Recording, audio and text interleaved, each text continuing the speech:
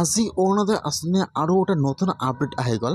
সেইটো আপডেট হ'ল যিসকলে আগৰ পৰা অৰুণোদয় আঁচনি পইচা লাভ কৰি আছিল, এই মাহৰ 10 তাৰিখে অৰুণোদয় আঁচনি পইচা সোমোৱা নাই। এতিয়া কিন্তু আজি সেইসকলৰ একাউণ্টত অহাকালি অৰুণোদয় আঁচনিৰ পইচা 1250 টকা সোমাই গ'ল।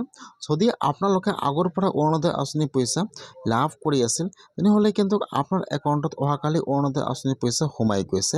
এতিয়া কথা হ'ল যিসকলৰ একাউণ্টত এতিয়ালৈকে অৰুণোদয় আঁচনি পইচা সোমোৱা নাই, এতিয়া সেইসকল লোকে কি কৰিব লাগিব, কি কৰিলে আপোনাৰ একাউণ্টত অৰুণোদয় আঁচনি পইচা সোমাব। মই আজি এইটো ভিডিঅ'ত আপোনালোকক অৰুণোদয় আঁচনিৰ সম্পূৰ্ণ প্ৰচেছ ষ্টেপ বাই ষ্টেপ জনাই দি আছোঁ। আপোনালোকে জানিবলৈ হ'লে ভিডিঅ'টো সম্পূৰ্ণকৈ চাই ল'ব, স্কিপ নকৰাকৈ। আৰু যদি আপোনালোকে মোৰ চেনেলত নিউ হয়, মোৰ চেনেলটো ছাবস্ক্ৰাইব কৰি ৰাখি দিব।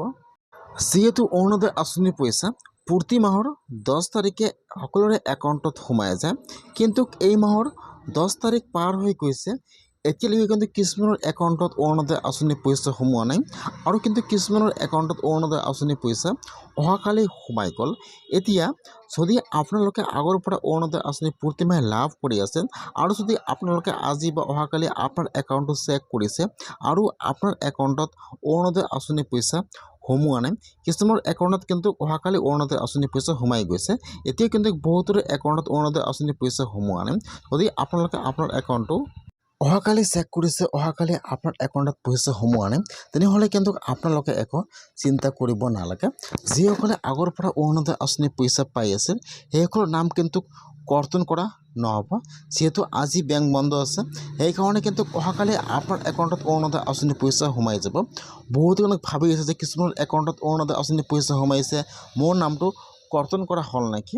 এইটো নহয়, কিছুমান বেংকৰ চাৰ্ভাৰ অলপমান শ্ল' থাকে, সেইকাৰণে কিন্তু পইচা সোমাওঁতে অলপমান টাইম লাগি যায়। সেইকাৰণে যদি আপোনালোকে আগৰ পৰা অৰুণোদয় আঁচনি পইচা লাভ কৰি আছিল, তেনেহ'লে আপোনালোকে একো চিন্তা কৰিব নালাগে। যিহেতু অহাকালি অৰুণোদয় আঁচনিৰ পইচা কিছুমানৰ একাউণ্টত সোমাই গৈছে, সেইকাৰণে আপোনালোকে অহাকালি চেক কৰিব আৰু আপোনাৰ একাউণ্টত অহাকালি অৰুণোদয় আঁচনিৰ 1250 টকা সোমাই যাব।